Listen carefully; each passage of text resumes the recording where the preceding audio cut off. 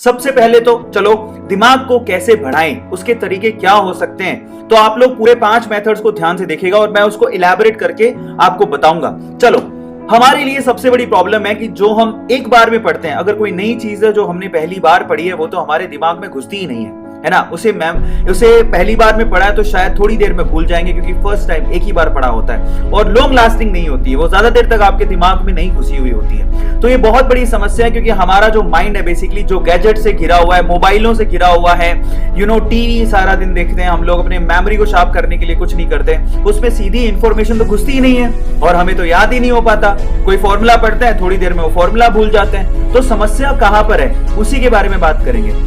5 simple memorise करने के तरीके, जिसमें मैं आपको पहले ही बता देता हूं, जो 5वां मेथड है वो पूरे वर्ल्ड में बहुत फेमस है, जिसको एक साइंटिस्ट ने इजाद किया था और इन्वेंट किया था। और वो मेथड जो है बहुत सारे बड़े बड़े टॉपर्स, बहुत सारे लोग उसको इस्तेमाल करते हैं चीजों को याद करने के लिए। ठीक है, सो पहला मेथड, माइंड प्लेसेस। मेरी बात ध्यान से सुनना, माइंड प्लेसेस, इसका क्या मतलब है मैं आपको समझाता हूं। देखो आप लोग, हमारा जो माइंड है वो कैसे काम करता है। हमारा माइंड, अगर आप अपने माइंड को अपनी स्टडी में एक रूटीन दे दो, रूटीन का मतलब समझो एसोसिएट की information with the familiar root. मतलब समझो आप एक लोग घर से स्कूल जाते हो, ठीक है, घर से स्कूल जाते हो या फिर ऑफिस जाते हो और वापस स्कूल से घर आते हो, तो वो रास्ता आज आपको याद हो गया। ये मेरे साथ भी है। जब मैं पहली बार बेंगलोर आया था, बेंगलोर में ऐसा कहते हैं कि बेंगलोर में बिना मैप, गूगल मैप के आप चल नहीं सकते। और मैं सच बता रहा हूं, शुरू के 1 महीने तो मुझे इतनी कंफ्यूजन रहती थी कि वेदांतों का ऑफिस है कहां। लेकिन जैसे तैसे मैंने अपने मेमोरी को एक रूट दिया, एक रूटीन दिया, तो मैं घर से स्कूल, स्कूल से घर, घर से ऑफिस, ऑफिस से घर, ये रूट जब मुझे मिल गया तो मेरे माइंड को एक मैप मिल गया और फाइनली उसने उसे मेमोराइज कर लिया।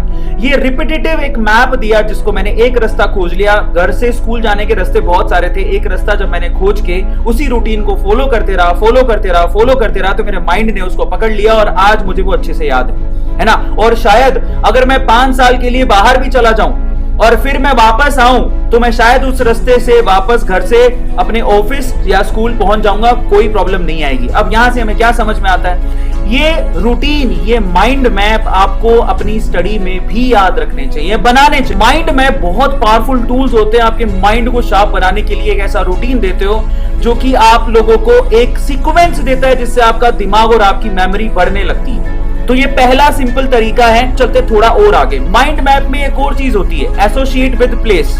ये सिर्फ विद प्लेस नहीं है, चीजों के साथ भी आप कई बार आपने देखा होगा केमिस्ट्री में बहुत सारी चीजें मैं ना बाहरी दुनिया से रिलेट कर लेता हूं, है ना। बहुत सारी चीजें बाहरी दुनिया से रिलेट कर लेता हूं। आपको जो आप पढ़ रहे हैं उसको बाहरी दुनिया से रिलेट करके याद करने की कोशिश करो। वैसे आप बहुत बार निमोनिक्स बनाते हो, है ना, और बहुत सारी जगहों को, बहुत सारी चीजों को शामिल करते हो, और अगर आप ये काम करते हो तो आपका माइंड बढ़ता है और चीजों को जल्दी ग्रैब करता है। दूसरा, the more you visualise the more you learn और रिमेंबर। ये बहुत सिंपल चीज है। आप किसी बुक में सिर्फ पढ़ रहे हो तो याद नहीं होगा, लेकिन अगर आप पढ़ने के साथ साथ विजुअलाइज कर रहे हो तो याद हो जाएगा। माइंड में विजुअलाइज करते हो चीजों को तो आप बहुत शार्पली याद कर सकते हो।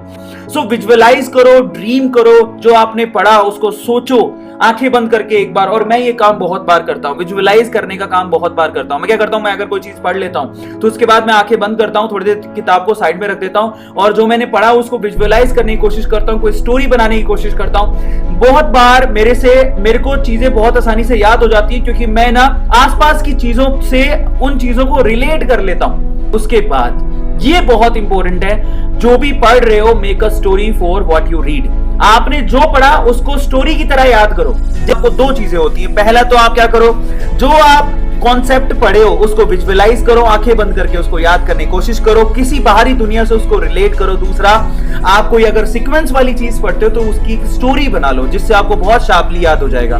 सेंसर्स अगर आपके एक्टिवेट हैं तो आपके माइंड को वो सीधे सिग्नल पहुंचाते हो, लंबे समय तक याद रहता है। अब आप कहोगे सर इसका हमारी पढ़ाई से क्या लेना देना है? बिल्कुल है। अगर आप लोग लैब में गए हो, देखो खुशबू, अगर आपने कभी किसी फ्लावर का खुशबू देखा हो तो फ्लावर का खुशबू सीधे नाक में चढ़ता हो, वो बहुत लंबे टाइम तक याद रहता है। रहता है। मुझे आज भी पता है, मैं हमेशा जब भी कहीं जाता हूं तो मैं एक अलग से परफ्यूम खरीदता हूं, ठीक है, और वो परफ्यूम मेरी वहां की याद बन जाता है। मैं उसको कभी भी अभी इस्तेमाल नहीं करता हूं, वहां जगह पे जाने के बाद इस्तेमाल करता हूं, और फिर जब वापस आते हैं और जब वो परफ्यूम यूज करते हैं तो सीधे उस जगह की याद आती है। और ये बड़ी कॉमन चीज है, सबको पता होगा।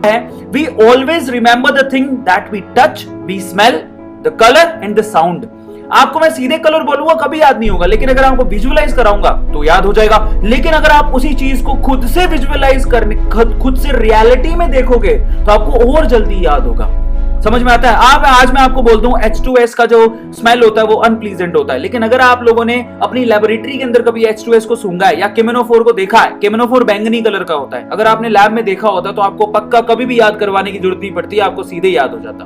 तो आपके सेंसर्स ऐसे काम करते हैं जो आप बहुत शार्पली आपके माइंड को क्या करते हैं, सेंस देते हैं। अब हम चलते हैं चौथे सबसे इंपॉर्टेंट चीज पर। स्पेस्ड रिपीटेशन आपके माइंड को ज्यादा देर तक याद करने में मदद करता है, बहुत ज्यादा लॉन्ग लास्टिंग याद कर सकते हो। कैसे, मैं आपको समझाता हूं। मैं आपको बहुत बार कहता हूं, बहुत सारे टॉपर ऐसे होते हैं जो कि क्या करते हैं, ध्यान से समझना, वो इस रिपीटेशन साइकिल में अपनी चीजों को रिवाइज करते हैं। ये बहुत साइंटिफिक मेथड है। क्या करेगा वो, पहली बार अगर वो कोई चीज पढ़ेगा, ध्यान से सुनना, पहली बार अगर वो कोई चीज पढ़ेगा तो उसको अगले 2 दिन में वो रिवाइज कर लेगा, उसको 2 दिन में रिवाइज करेगा। फिर उसी चीज को वो अगले 5 दिन में फिर से एक बार रिवाइज करेगा, और उसी चीज को अगर आप अगले 15 दिन में वापस से रिवाइज करेगा। टॉपर क्या करता है, किसी चीज को पहली बार पढ़ता है तो उसको पहले तो 2 ही दिन में रिवाइज करता है, फिर उसको 5 दिन में रिवाइज करता है, फिर 15 दिन में रिवाइज करता है। इससे रिवीजन की साइकिल घटती है, लेकिन वो चीज आपके दिमाग में रिवीजन की वजह से, रिपीटिशन की वजह से बिल्कुल आपके दिमाग में बैठ जाती है। और मैं आपको एक और बात बताऊं, जितनी बार आप रिवाइज करते हो ना, रिवीजन का टाइम भी घटते रहता है, मतलब आप बहुत कम समय में रिवाइज कर सकते हो, और टॉपर इस चीज को यूज करता है। मैं आपको एक बात समझाऊं, रिपीटेशन, अगर आप कोई भी कॉन्सेप्ट है उसको पहले 15 या 20 मिनट में जैसे ही पढ़ा, उसको 15-20 मिनट बाद वापस से रिवाइज कर लो, फिर 2-3 दिन बाद रिवाइज कर लो, फिर 2-3 वीक बाद ही रिवाइज कर लो, आपको वो आपकी मेमोरी में अच्छे से बैठ जाएगी। ये सारे के सारे टॉपर इस चीज को इस्तेमाल करते हैं। अब मैं आप लोगों को बताता हूं 5वीं नंबर टिप, जो कि बहुत इंपॉर्टेंट है, पूरे वर्ल्ड में सबसे ज्यादा यूज की जाती है, वो है फिनमिन टेक्निक। फिनमिन टेक्निक को पूरे वर्ल्ड में सबसे ज्यादा इस्तेमाल किया जाता है अपनी मेमोरी को शार्प करने के लिए। इंसान की मेमोरी बहुत ज्यादा ट्रिलियंस में हम लोग स्टोर कर सकते हैं, लेकिन हम एक्चुअली स्टोर करने के बाद जो है बेसिकली वो पूरी तरह से टेम्परेरी स्टोर है, वो परमानेंट स्टोर नहीं होती। अगर आपकी मेमोरी में परमानेंट स्टोर होने लग जाए तो आप पागल हो जाओगे, ठीक है। लेकिन बहुत सारी ऐसी चीजें हैं जो हमें ये रहता है कि हम लोग अपने माइंड में थोड़ा लंबे समय तक उसको स्टोर करके रख सके, ताकि हमें हमारे एग्जाम में काम आ जाए, तो वो बहुत ज्यादा जरूरी है। रिचर्ड फिनमिन एक अमेरिकन फिजिसिस्ट हैं, इन्होंने ये टेक्निक दी थी। अब ये क्या कहते हैं जरा समझो। ये कहते हैं कि आपको मान लो कि कोई भी टॉपिक याद करना है ना, उससे पहले आप चूज कर लो कि कौन सा टॉपिक आपको याद करना है। कर लिया चूज। अब करने के बाद क्या करो, आप किसी बच्चे को पकड़ो, ठीक है, छोटा बच्चा होगा आपके घर पे, है ना, या जो भी होगा, छोटा बच्चा, बड़ा बच्चा, 10वीं का, 11वीं का, अपना जूनियर, उसको पकड़ो और उससे वो टॉपिक पढ़ा दो। ध्यान से सुनना, आप उसे वो पढ़ाओ। पहले आपने पढ़ लिया, अच्छे से बुक बंद कर दो। अब अपने जो भी आपका छोटा बच्चा आपके घर पे, आपकी मम्मी पापा, किसी को भी बैठा के पढ़ा सकते हो, कोई फर्क नहीं पड़ता। आप किसी को भी एक बार वो टॉपिक पढ़ा दो। जब आप पहली बार उसको पढ़ा रहे होगे तो आपको भी समझ में आएगा कि आप कहां कहां अटके, क्योंकि पहली बार पढ़ाना आसान नहीं होता और आपको खुद को भी चैलेंज आते हैं। तो आप जहां जहां पर अटके, उन गैप्स को आइडेंटिफाई करो कि आप कहां कहां अटके, और कहां कहां जहां जहां आप लोग अटके हो उसको वापस से रिव्यू करो, उसको सिंप्लीफाई करो, फिर से आप उस बच्चे को दोबारा पढ़ाने के लिए बैठ जाओ। अब आप कहोगे सर मेरे घर पे तो बच्चा ही नहीं है। मैं मानता हूं कई बच्चे बोल सकते हैं मेरे घर पे तो सर कोई बच्चा ही नहीं, मैं किसको पढ़ाऊं, बच्चे को कैसे पढ़ाऊं, मम्मी को कैसे पढ़ाऊं, पापा को कैसे पढ़ाऊं। तो मैं आपको बताता हूं मैं क्या करता था।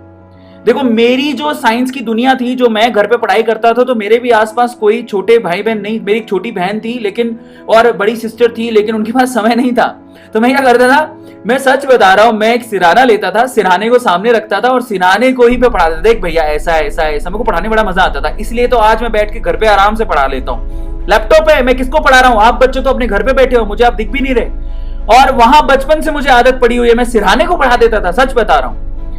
सिरहाने को मैं क्या करता था, मैं जो पढ़ लेता था, पढ़ने के बाद मैं क्या करता था, सिरहाने को सामने रखता था। सिरहाने को सामने रखने के बाद मैं क्या करता था, एक कॉपी निकालता था और उसको मैंने कॉपी में लिख लिख के पढ़ाता था, देख देख ऐसा ऐसा। फिर मेरे को समझ में आता था कि मैं कहीं अटका हूं, फिर मैं उसको उस गैप को आइडेंटिफाई करता था, वापस से कॉन्सेप्ट को रिव्यू करता था और फिर से उसको पढ़ाता था और बड़ा मजा आता था। और सच बता रहा हूं, अगर ये टेक्निक आप बार बार करते हो, किसी को पढ़ाते हो किसी चीज को, तो आपको बहुत ही शार्पली याद होती है और आपके माइंड को सेटिस्फेक्शन भी बहुत मिलता है।